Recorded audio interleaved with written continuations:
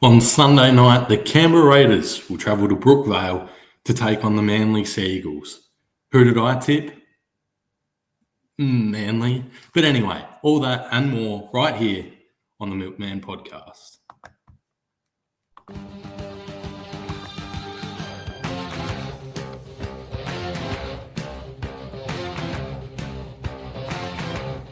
Hello and welcome back to the Milkman Podcast. And big week in Milkman world. But let's just dive straight into this. Let's get straight into the game preview. Taking on Manly Sunday night. Should be a pretty good one, I'm hoping.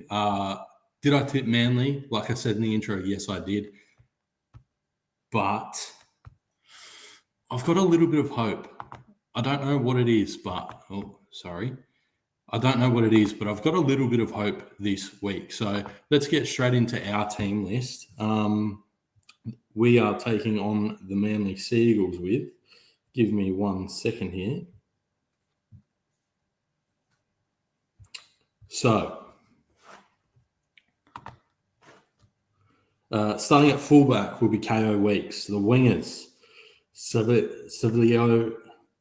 Savilio Tamale and Xavier Savage, who is back from his one-game suspension that he got against the Warriors. In the centres, we've got Matty Tomoko and Sebastian Chris, and the halves is Ethan Strange and Jamal Fogarty, who will be the captain once again. The forward pack, Papalii, Starling, Horsburgh, Hudson Young, Nicholson, who takes the starting job away from Zach Hosking, who is unfortunately injured with the hand injury, and Morgan Smithies. In the interchange, we've got Owen Paddy, Simi Sasagi, Trey Mooney, Atta Mariota. So there's our team list, and the Manly side, Tom Trbojevic, who is listed but he is out with an injury. I think hamstring tightness was what I heard. Jason Sub and Lehigh Hopawate on the wings, who I heard Lehigh Hopawate may be the fullback, and they're going to bring someone else in on the wing. That's what I heard. The centres is Kula and Garrick. The halves are Brooks and DCE, who will be playing. I heard he will be playing. In the forward pack, Paseka, Tavega, Taukiaho, Olakawatu, Ben Trbojevic, Jake Trbojevic, and on the bench they've got Simpkin, Waddle, Bullimore, and Olaway.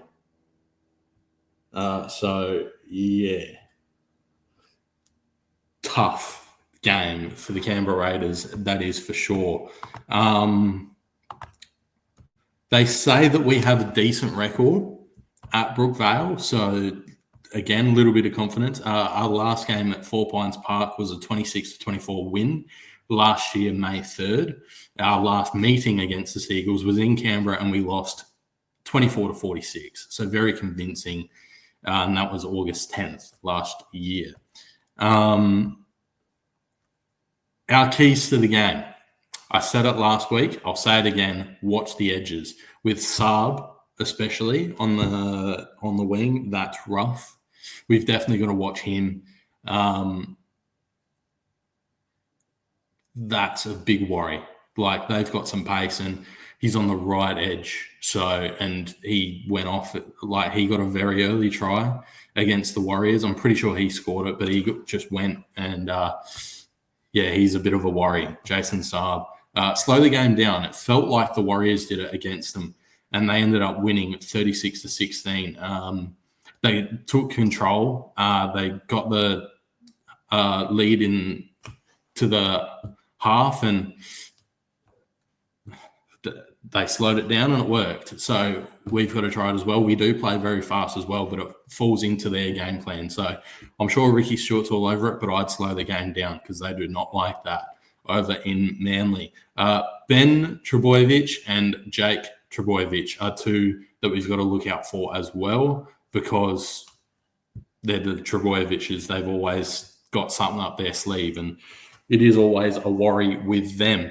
Huamale Olakawatu, steer clear. I've even got that bold and underlined in my notes. Steer clear of Olakawatu. He will clean you up. I had footage I wanted to show now, but it wouldn't let me transfer it over, so I just thought I'd just talk about it. On Late Night with Matty Johns last week or the week before, they showed Make Leon a Legend, they called it. And to make him a legend, they sent in Olakawatu to just clean him up. He was in all like protective gear, but it sounded horrible still.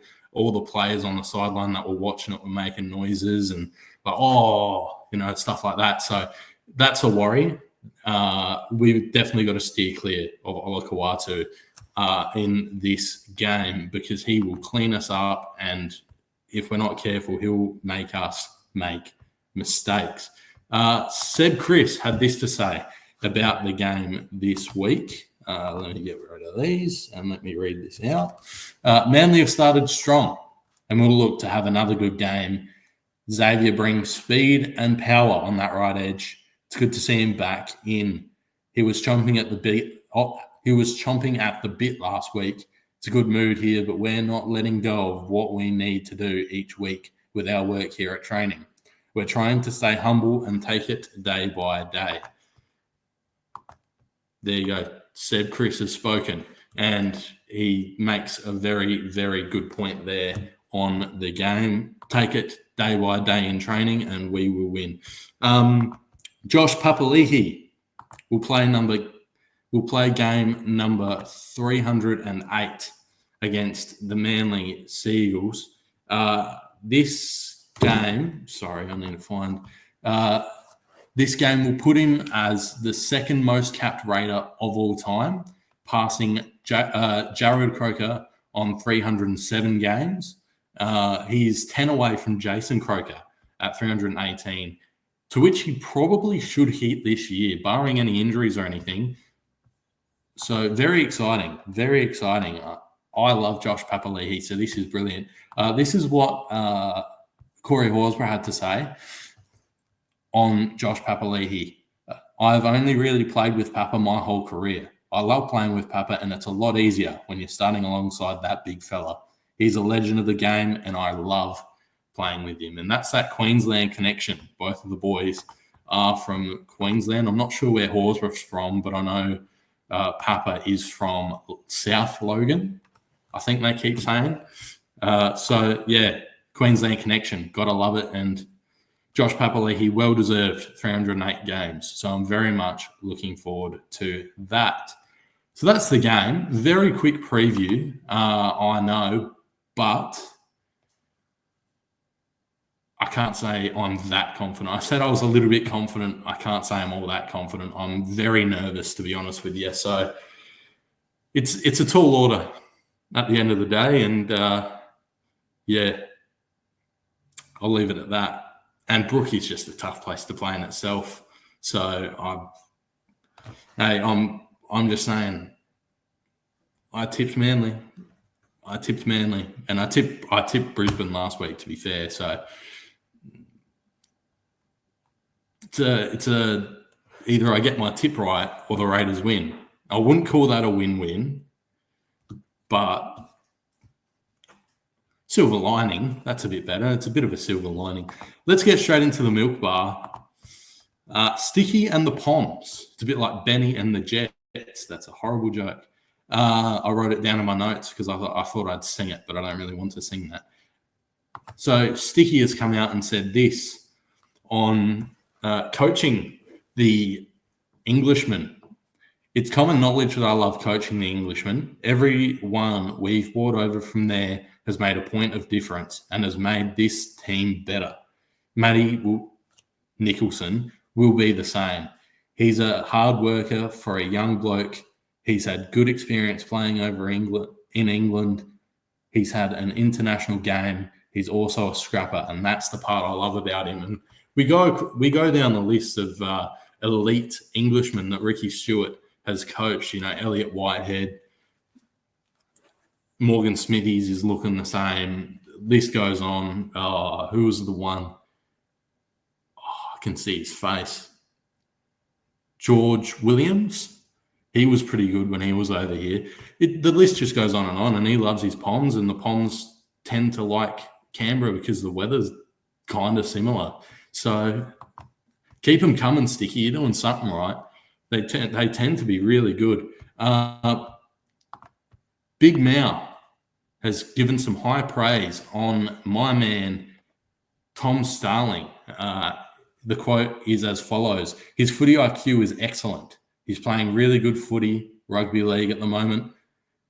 Leading the way in the middle, Jayden Brayley is a different player than what Tommy is. I think you've got to have 3 hookers, to be really honest, in your top 30. I think that's really important. I think Tommy is a really valuable player within the system. And reports say that Tom Starling is being looked at by 3 other clubs around the league, and I hope he stays. I think he's with the Raiders. I love him full stop. As everyone well knows, like, I'm a huge Tom Starling fan, and I've made that clear over the past 3 episodes, really, and maybe even since the start. I feel like I talk a lot about Tom Starling, and it's all warranted. He's a brilliant player for us, and I'd be kicking myself more so if Starling were to leave than when Jack Whiten left the Canberra Raiders. Like, I'd be kicking myself. I'd be very disappointed. I'd be very upset. So hopefully Starlo sticks around, because he is a brilliant player for us. And, mate, I don't care. Brayley, you're getting on the 14, mate. Get back there, son. Hot Tamale. Tamale has given a quote, which I don't have here anymore because I had to make way for something else. So I'll read the quote out here. To play with this club, with such great history and the boys that we have here now, it's really such an honour, and I'm grateful for that every day. Obviously, a big goal of mine is to be able to hold on to my spot in the 17, but no matter what happens, I'm just happy to play footy and I enjoy it. I just want to do my job for Stick and the team. Wow. It seems like he loves Canberra as much as us Canberra fans love him. I've seen nothing but warm welcomes. He's played absolutely phenomenal against the Warriors and the Broncos, so hopefully he carries on his form into the Manly game. Sorry, I blanked for a second. Into the Manly game. So thank you to Marley. Obviously, I'm not on the Raiders board. I keep talking like I am for some reason. But it's good to see people loving being a Canberra Raider. It's very refreshing, and hopefully we can keep him long term. He's an absolute gun. Once again, thank you to St. George Illawarra Dragons for just letting him go like that. So, brilliant. Horse is off the beers. That's a shame. This is what he had to say about it. I don't have the quote on me, so I'm going to have to read it off of my phone again. There's not much to it. This is on his transformation over the off-season after the Ricky Stewart and him clashing heads debacle. This is what he had to say on transforming his physique, we'll say. There's not much to it. I got off the beers, had a diet, so I'm feeling good and happy. I just knew if I wanted to play rep footy, I have to get myself right, get the weight down and be the player I know I can be. So I've done that thus far. And hopefully I can have a good year and kick some of my goals. Origin has obviously been my goal, but I'm a week in, week out player. I'm looking forward to Manly next week. They've got a very big, scary pack, so that's going to be another fun challenge. And I'd say me and Papa will have our hands full again. Again, there's that Queensland connection coming through, but getting off the beers. Could you imagine that? I was on antibiotics not long ago and I had to stay off beers for about a month, and that was tricky enough. But mate. That's why he's an elite athlete, and I'm very much not. Now, a bit of a switch in what I'm going for here, and I don't know why I've put this in the milk bar, but it's a big story for me personally. Lynx Africa is no longer going to be on shelves. Lynx has released a press note. What are they called? I don't know. And it reads like this: Rest in Africa. You may have heard that our iconic Lynx Africa scent is getting discontinued. We know it hurts. And in brackets, sorry if we ruined your go-to fragrance. But don't worry, the rest of your favorites are still here to keep you smiling, keep you smelling fine. And who knows, maybe one day Lynx Africa will make a legendary comeback. We appreciate your understanding during this period of adjustment, and apologies for any inconvenience caused. Yours sincerely, Lynx Admin. Now, the reason why I want to talk about this is because what am I meant to get for Christmas now? This was like the go-to gift when you don't know what to get someone for Christmas. Like what am I meant to get my mates for Christmas now? Unless they're going to make I don't even know what fragrances of Lynx there are anymore. Is Anarchy still around? I don't know. Chocolate, is that still a thing? I don't know. Lynx chocolate, how they used to have those little box pack things, and they had the Lynx Africa in it, and then the body wash. Are they going to have to replace that with chocolate now, or whatever the hell they call it? I don't know. I don't know why I put this in the milk bar. I probably should have put it later, but I just really wanted to touch on this. This sucks. I've got so much Lynx Africa in my cupboard in my bathroom. I've got a backlog of it, but if somebody was running out on it, what would they do? Nothing. You can't do anything. It's getting discontinued. So go run around, go to your local shops, buy all of the Lynx Africa. This really sucks. I don't like this at all. Hopefully it does come back, because what am I going to do now? Anyway, now that's off my chest. Let's get into the Jersey Flag and New South Wales Cup preview. Now, sure. All right, let's get into the team list. Now, there is a few not available still, to be determined. Sorry, there's a few to be determined going around still. So, Alea, who recently signed a deal to stay a Raider for, I think, the next 3 years, which is exciting. Tariq Tanner and Leiluai on the wings. Reagan Carr and TBD in the centres. The halves are Afamasaga and Skips. Clydesdale in the prop with Garvey. Our hooker is going to be Cacciossi. Purser and TBD are the second rowers. Lavender is the lock. Smith, Fiavai, Promo, and Shalom in the interchange, with Bro as a reserve. So that's the team list for New South Wales Cup. We are currently in the Jersey Flag. My bad. I don't have it here. Never mind. We're currently sitting at first in the Jersey Flag Cup, pretty comfortably, really, which is exciting. Mind the dog. And last week we beat the Silktails 40-22. So we're looking to keep that hot streak going against the Manly Sea Eagles this week. So our point differential is 64, and Penrith is at second with 60. Manly sitting at third in the Jersey Flag. So yeah, there's the Jersey Flag. So we'll go to New South Wales Cup now. We'll talk about that a little bit. So the team list is as follows. So Chevy Stewart is at the fullback. Wingers are Asuma and Talmapia. The centers are Waiteri and TBD. Again, there's a few of these, so bear with me here. And then Cook is in the 5/8. No one's in the halfback yet. Jordan Martin, Packer, Tateo, Noah Martin, Joe Roddy, Miles Martin are the forwards, and then Prest and Patuki Case are the two on the bench so far. So a few will come down and then down again. We'll see what happens there, but that is the team list. So in the ladder for now, we are 8th. One win. Oh, sorry, we've only played the one game and we lost. So by 2. So not a great start for the New South Wales Cup boys, but we're looking to turn it around. The Manly boys are sitting in 11th currently. And they are 0-2. So we're looking to turn that around.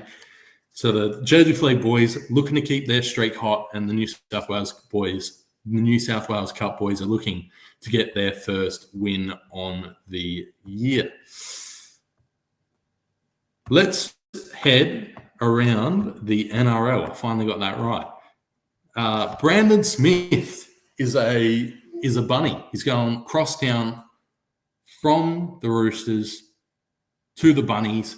Wayne Bennett finally gets his man. If you remember, he was trying to get him to the Dolphins all those years ago.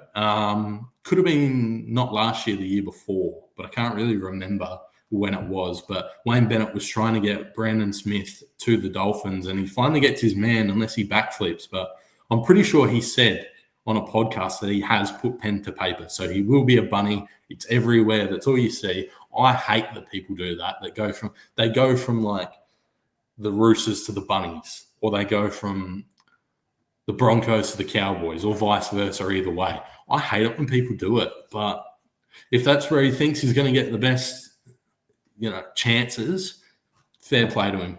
Why not? I mean, I don't like it going to a rival like that. I don't care what the money is. I just don't like it at all. I mean, Dylan Brown going from mind the dog again. This is just fantastic, isn't it? Dylan Brown going from the Eels to the Knights. I mean, that's completely different. They're not direct rivals. I guess they're in-state rivals, but you could say that about the Sharks and the Manly Seagulls. You could say that about the Tigers and the Knights. Like, doesn't mean much there. But going from the Roosters to the Bunnies, I just really don't like it. But hey, it's his career. If that's what he wants to do, that's what he wants to do. Kalen Ponga, potentially going to be representing New Zealand from here on out. And that means I'm pretty sure he won't be able to represent Queensland in the State of Origin if he does decide. And he did pull out from playing for Australia not long ago. I heard that's what I was told. And if he does, apparently he will not be able to play State of Origin anymore. So I'm pretty sure that might be what is holding him back from making the leap to representing New Zealand over Australia. But I also heard that he could make a special case and he can appeal it or something like that. I don't know what he does, whatever he wants to do. I mean, again, same with the Brandon Smith thing. It's his career. If that's what he wants to do, that's what he wants to do. And it'll be a big loss either way. I mean, it'll be a big loss for Queensland. He really turns it up in State of Origin time, and it'll be a big loss for Australia because he is a great player. Mind the dog again. So I guess we'll see what happens there. It's a developing story more than anything at the moment. But I'll give my thoughts and I'll let you guys know when anything does happen. Now, Storms versus Panthers last night, game of the year. That's what they're saying. It looked like a ripper game. I watched the first half. Because it was straight after the Hawthorn game, because I didn't see the score or anything like that. I wanted to watch the Hawthorn game live because obviously that's more important to me. Watched it, then I flicked straight on to the Storms versus Panthers game. I watched the entire first half. I was basically falling asleep because I had footy training as well, and I was tired, so I went to sleep. Woke up this morning, opened Instagram, first thing I saw was the score. So that really ruined it for me. I don't see a point watching the second half now, but I might just for the entertainment value. The score was 30-24. So very close game. And I did see that Nathan Cleary, category 1 concussion. So that's a real worry to keep an eye out on. So we'll see what happens there.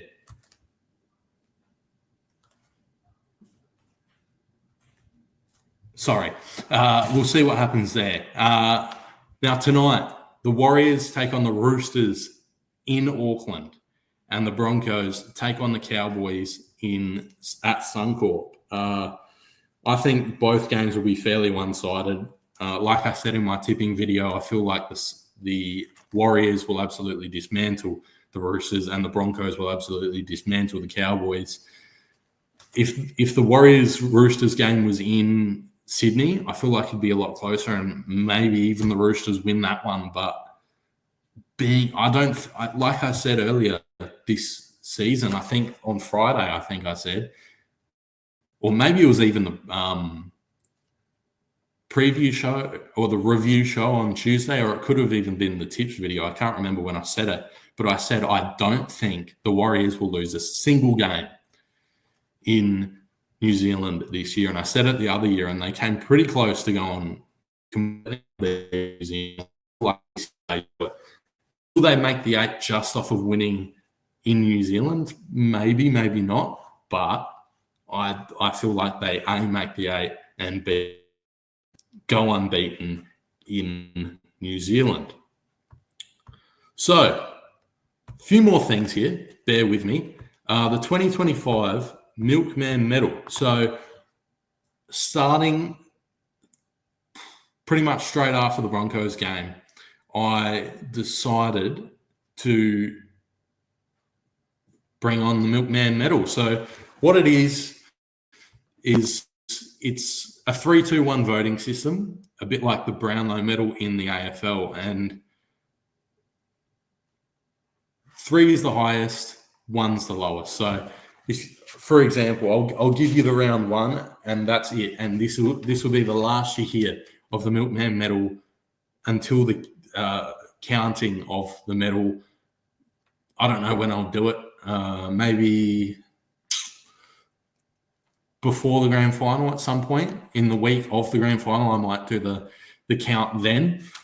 So the count is as follows for round 1. For the win versus New Zealand, 30-8. Horsburgh with 3 votes. Savage with 2. Young with 1. And if you disagree with that, you can argue with the wall, because this is my votes. This is how I'm counting them.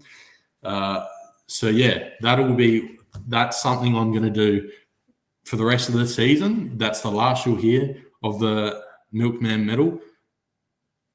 I'll still do like my players of the game and stuff like that. And then you'll probably end up figuring out. So I'll just do my player of the game from here on out. And then the best of the rest series will continue on my Instagram and Twitter at Milkman Podcast, of course. So let's go over my tips again. I did reference them earlier. Let's go over my tips once more. So I've got one in the bank already. How good is that? With the Storms beating the Panthers. So there's one. Off to a great start. So I have the Warriors beating the Roosters, the Broncos beating the Cowboys. I've got the Rabbitohs beating the Sharks. My logic behind that is Wayne Bennett is the head coach, so don't count him out. I'm just going to keep on riding the bunnies until I can't no more. That's a direct quote, I'm pretty sure. I've got the Tigers beating the Dolphins just because I just don't like what I'm seeing from the Dolphins. I really don't. And the Tigers running hot. They're running hot. So look out there. They're in 7th. Don't look now. Tigers are in the 8th. I've got the Knights to beat the Titans. Of course I do. I've got the Dogs to beat the Eagles, although I would not be surprised to see an upset here. So this one I'm very nervous about. This is the one, and this is the other one I'm very nervous about, the Seagulls to beat the Raiders. Sacrilegious, I know, for a Canberra Raiders podcast. I know. I'm very, very, very... But it worked. It worked last week. I tipped the Broncos. So this is for you. This is for the viewer. This was for you. But no, I do believe they will win. Sorry. Yeah, it's just the way it is. Now, is there anything else I need to talk about before I finish off? I don't think so. I think we've pretty much, unless there's another quote or something, bear with me here. Just want to make sure that I've hit everything on the head and make sure that everything is in order. Yep, I think we are good. Yep, I'm happy with it. All right, we're gonna finish off, but first I want to give another thank you to the Green Machine podcast for shouting me out in their most recent episode. I was on the train home from uni and I was listening to it, and I was enjoying it. I had a few laughs on the train, so I look like the resident weirdo, but it's a very funny podcast. They do a great job over there on the Green Machine podcast.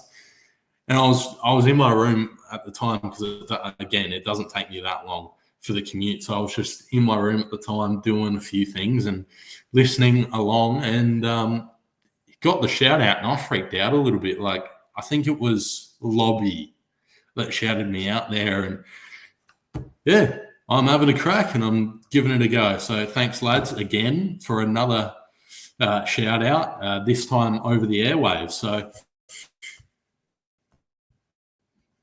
yeah, very surreal. I'm very pleased to be in such a great community. I said it, and I've said it again and again and again here on the podcast. And I don't really want to do any soppy things. And one thing I did realize, I haven't said the C word the whole podcast. I did not say culture until now. How good. Get it out of the vocabulary. So that'll do it for today's episode. The preview show for the Manly Seagulls game on Sunday night. That'll do it here on the Milkman podcast. Make sure you're following on Instagram and Twitter at Milkman Podcast to stay updated with all things Canberra Raiders. If you're on the go and you want to listen on the go, make sure you're following and saving and all the works on Apple Music and Spotify, Milkman Podcast. Do all the works, get around it.